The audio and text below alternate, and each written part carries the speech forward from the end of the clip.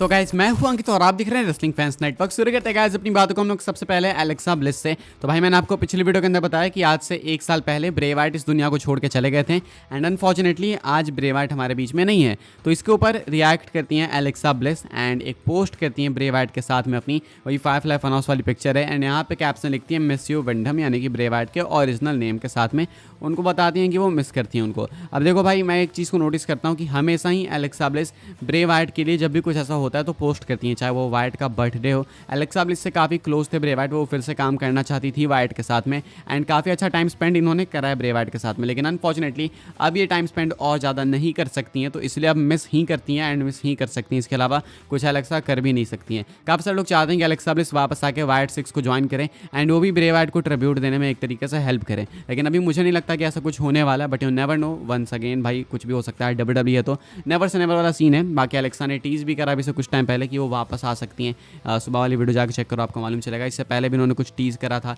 Training भी कर रही हैं रेगुलरली, तो मे भी हो सकता है कि वापस भी जल्दी आ जाए। फिलहाल ब्रे वाइट को उनकी डेथ एनिवर्सरी के ऊपर मिस करती हैं एलेक्सा ब्लिस। आगे बढ़ते हैं गाइस, बात करते हैं अगली स्टोरी के बारे में जो कि एवोल्यूशन 2 को लेकर, सॉरी ट्रू नहीं, एवोल्यूशन 2 को लेकर। तो रोंडा राउजी भाई एवोल्यूशन 2 के बारे में बात करती हैं एंड कहती हैं कि डब्ल्यूडब्ल्यूई एक्चुअली में प्लान कर रही थी एवोल्यूशन 2 एंड ये evolution 2 all women's pay per view होने भी वाला था, लेकिन फिर ये नहीं हुआ।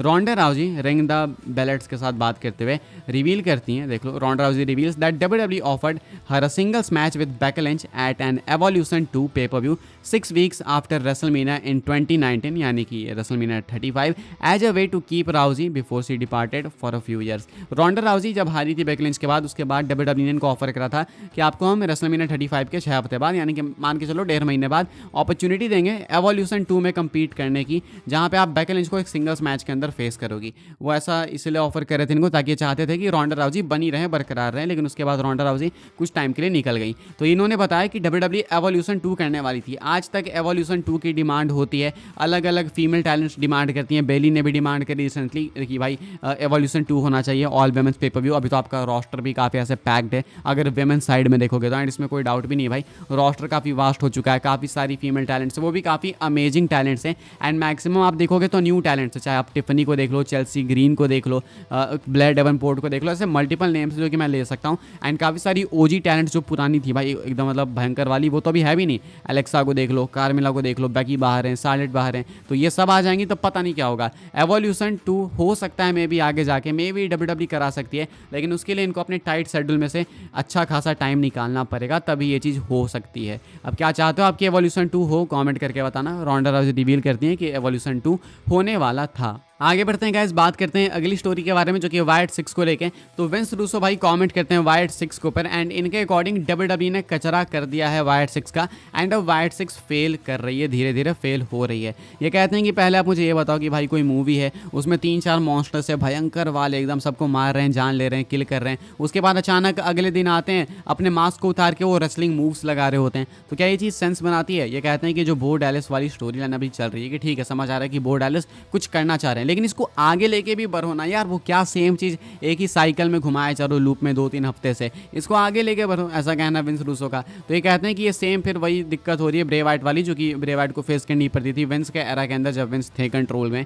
तब ब्रे वाइट को जो प्रॉब्लम फेस करनी पड़ती थी, तो वही सेम प्रॉब्लम है यहाँ पे बो डैलिस के साथ में एंड वाइट 6 के साथ में। एंड इन्हें ऐसा लगता है कि फिर एक टाइम आएगा जब ट्रिपल एच बोलेंगे कि देखो बो ये चीज़ काम नहीं कर रही है एंड हम लोग इसके प्लान्स को ड्रॉप कर रहे हैं। तो मे भी ये हो सकता है, इनको ऐसा लगता है, लेकिन मुझे नहीं लगता। मुझे लगता है कि ट्रिपल एच लॉन्ग टर्म चीज़ों में बिलीव करते हैं, वो शायद वेट करेंगे और लंबा कि भाई किस तरीके से इनके प्लान्स, इनकी स्टोरी टर्न आउट होती है। तो मुझे इसमें डाउट नहीं है ट्रिपल एच में, लेकिन विंस रूसो को डाउट है एंड ही थिंक्स कि मे भी हो सकता है कि ट्रिपल एच जो है वो बो डैलिस के लिए जो प्लान्स है उसको ड्रॉप कर दे, बिकॉज ये चीज़ें वर्क नहीं कर रही हैं इनके अकॉर्डिंग। मैं एक चीज़ सिर्फ बोलना चाहूँगा, वो ये है कि भाई काफ़ी टाइम से चैट गेबल के साथ ये लोग इन्वॉल्व हैं। अभी मंडे नाइट रॉ में मैच होगा अंकल हाउडी का उनके साथ, तो इसके साथ इस चीज़ को खत्म कर देना चाहिए इनको। अब इसके आगे मत घसीटो भाई, हो गया काफ़ी टाइम। अब अब एक प्रॉपर अच्छी स्टोरी दो वाइड 6 को, मैं ये चाहता हूँ। आप क्या चाहते हो कमेंट करके बताना। इनके अकॉर्डिंग तो भाई वाइड 6 फेल हो रही है, आप क्या सोचते हो लिख के बता सकते हो। आगे बढ़ते हैं गाइस, बात करते हैं अगली स्टोरी के बारे में जो कि Kevin Owens and Cody Rhodes को लेके। तो भाई WWE Kevin Owens and Cody Rhodes की फ्यूड स्ट्रेच करने वाली है, ऐसा बिलीव है,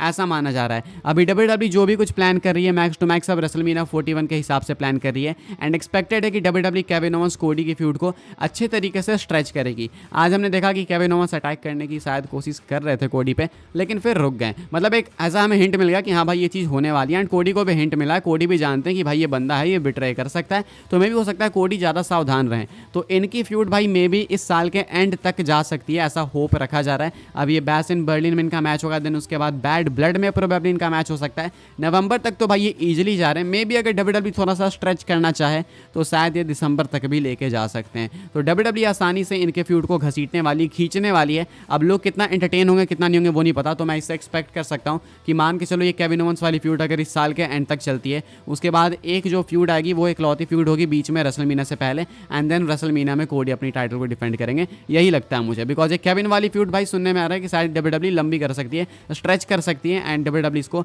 अच्छा टाइम दे सकती है। तो शायद कुछ लोगों को बहुत मजा भी आ जाएगा, कुछ लोग केविन ओवेंस को काफ़ी देखना पसंद करते हैं, इसमें केविन ओवेंस का हील टर्न भी होना है, तो कुछ को हो सकता है बिल्कुल ना पसंद है। बिकॉज काफ़ी सारे लोगों को लगता है कि ये चीज़ अभी सेंस नहीं बना रही है, बिकॉज कोडी ने इनको खुद से ही अपॉर्चुनिटी दे दी, तो कुछ समझ नहीं आया कुछ लोगों को।